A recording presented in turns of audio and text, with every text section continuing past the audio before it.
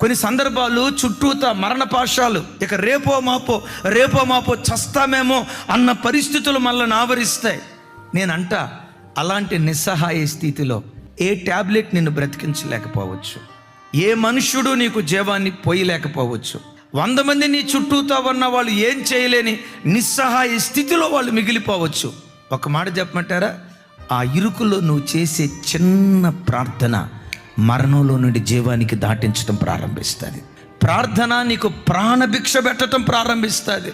దైవజనమా, నీ మరణ పాశాలను తెంచగలిగిన శక్తి దేవుని సన్నిధిలో చేసే ప్రార్థనలు దాగుతాయి.